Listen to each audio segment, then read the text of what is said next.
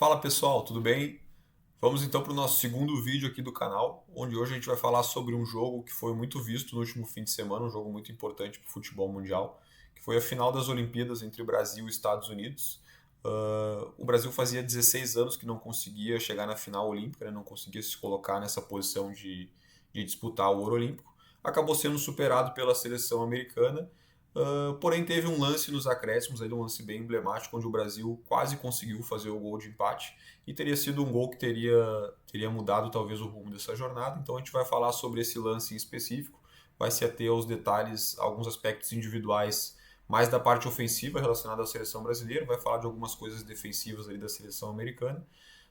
E também de antemão já também relevo para todo mundo que está gostando do conteúdo, que está se interessando pelos vídeos que a gente está se propondo a fazer, que se inscreva no canal, ative as notificações aí para estar por dentro dos conteúdos que a gente vai vir a postar. E também relembrando que o intuito aqui não é falar mal de nenhuma jogadora, falar da proposta de alguma seleção, ou se o que é certo, o que é errado, e sim que a gente possa usar alguns lances que foram muito vistos no futebol mundial como plano de fundo para falar de alguns detalhes táticos aí da parte individual. Certo? Vamos lá.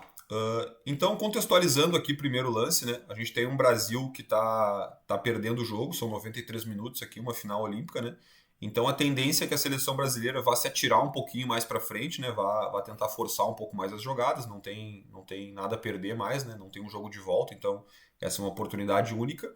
E provavelmente aqui, geralmente, os times que estão com vantagem, aqui a seleção americana no caso, geralmente o comportamento é de se retrair um pouco mais para poder reduzir um pouco os espaços, poder segurar um pouco mais essa vantagem, né, que se tem.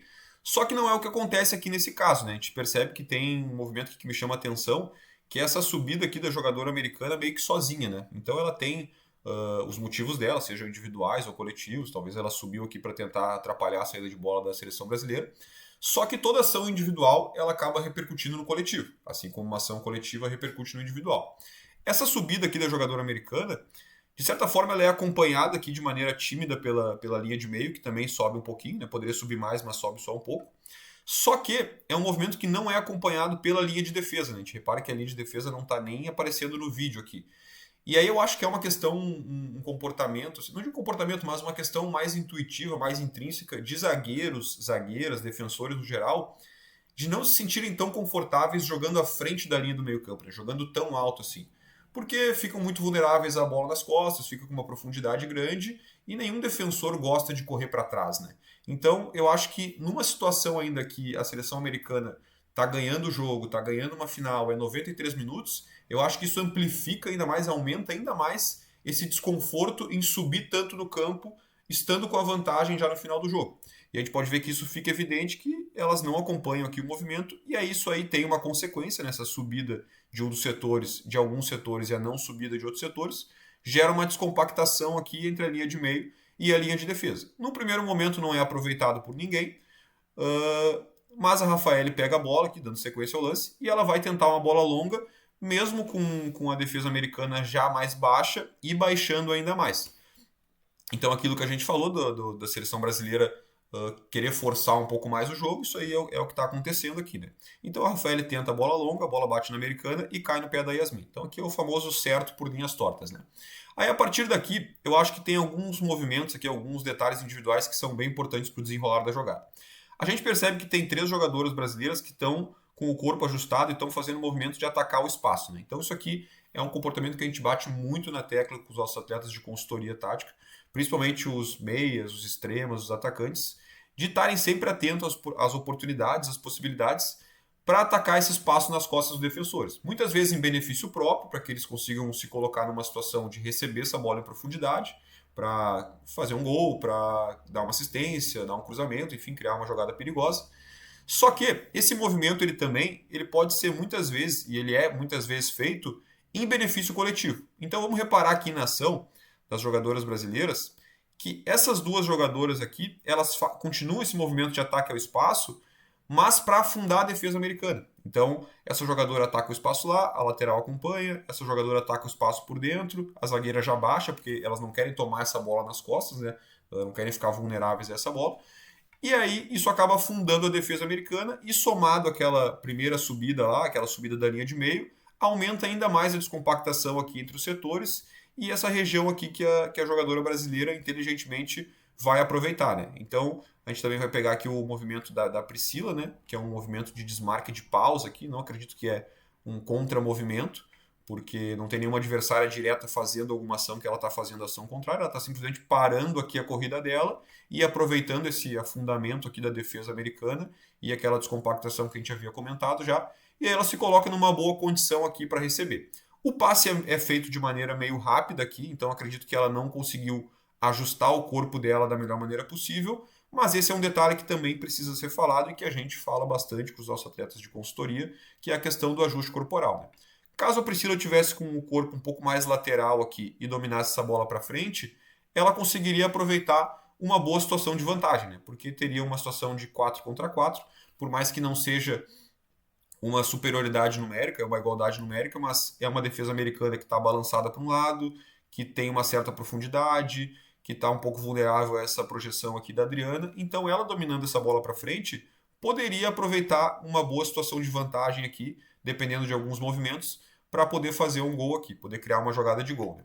Só que quando ela domina para trás, ela acaba perdendo alguns segundos preciosos, né? Porque ela vai ter que dar 1 ou 2 toques a mais na bola para trazer essa jogada para frente, e são esses segundos a mais que essas jogadoras aqui de meio dos Estados Unidos precisam para retornar e tentar eliminar essa vantagem que o Brasil tinha momentaneamente. Então a gente repara que ela dá esses toques a mais e as jogadoras americanas conseguem voltar. Então nesse instante aqui já não tem uma vantagem muito clara para o Brasil. Tem uma vantagem numérica dos Estados Unidos, né? Tem um 7 contra 4 aqui.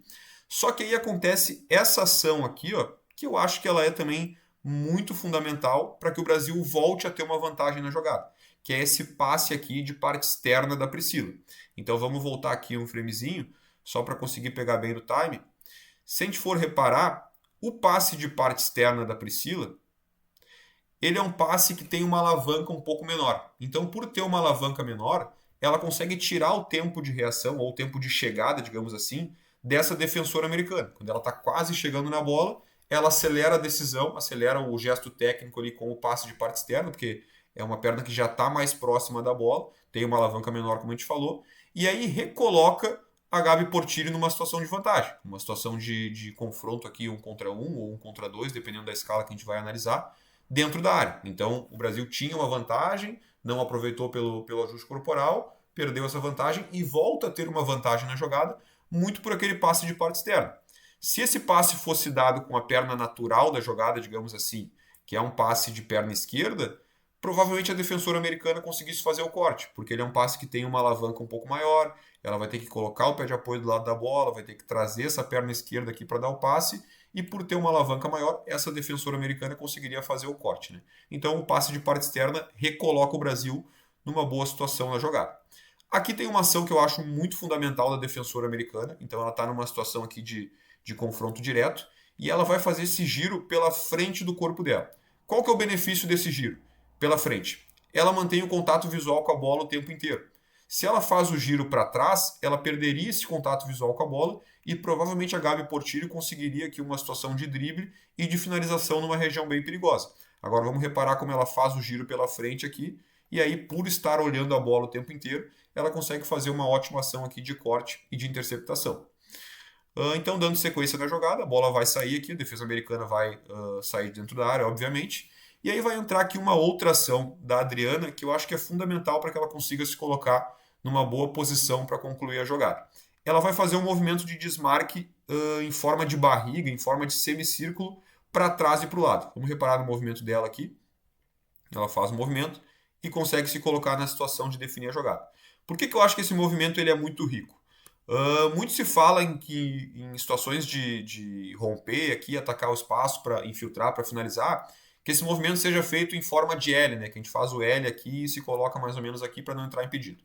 Eu acredito que se ela fizesse esse movimento em L, provavelmente ela terminaria a ação, não que fosse um movimento errado, mas provavelmente ela terminaria a ação mais ou menos nessa posição aqui. E quando ela fica nessa posição, obviamente é uma ótima posição para concluir a jogada, porque ela está na frente da goleira e qualquer desvio mataria a goleira, né? Porém, ela vai limitar um pouco a ação da companheira dela, da Angelina, porque essa ação aqui, esse lançamento, ele vai poder ser feito somente nessa região. Se ele for feito um pouquinho para trás, a Adriana já não estaria em condições de finalizar, porque ela teria que andar para trás e aí já perderia o melhor equilíbrio ali para finalizar. Agora, quando ela faz esse movimento para trás, aqui faz essa barriga abrindo, ela consegue não entrar em impedimento, ela consegue entrar em movimento e ela se coloca numa posição onde ela aumenta as possibilidades de lançamento da companheira dela. Porque se a bola fosse um pouco aqui na frente, ela conseguiria dar 2, 3 passos para frente e concluir também com perigo.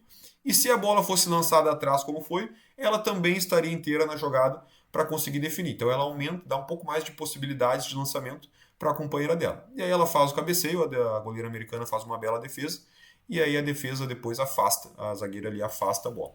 Então acho que é um lance muito rico, com vários detalhes, que quase saiu o gol da seleção brasileira, seria um gol aqui que mudaria o rumo do jogo, o Brasil empataria o jogo, levaria para os pênaltis ou virar, enfim, e aí talvez poderia ter um desfecho melhor para a nossa seleção conseguir o ouro olímpico. Então, pessoal, esses foram os detalhes que a gente percebeu nesse lance, né? Eu acho que um aspecto que é importante de ser falado é que essas execuções que a gente viu, esses comportamentos que a gente viu agora, todos eles foram executados no final de um jogo, no final de uma competição de alto nível, né? Então isso amplifica muito mais ainda a dificuldade de se fazer esses comportamentos, executar essas ações, né, em alta pressão. Então o nosso intuito aqui não é dizer que a atleta errou, que a atleta acertou, e sim que a gente possa ver os detalhes que aconteceram e conversar, discutir sobre o que poderia ter sido feito para aumentar as chances de fazer o gol, o que foi feito que contribuiu para que a jogada acontecesse, que aspecto defensivo contribuiu para que quase tivesse acontecido o gol ou para evitar um possível gol. Então, esse é o nosso maior intuito aqui, né? Relembro todos a se inscreverem no canal, ativarem as notificações para ficarem por dentro aí do que a gente vai postando. Muito obrigado para quem ficou até o fim do vídeo. Até a próxima. Valeu!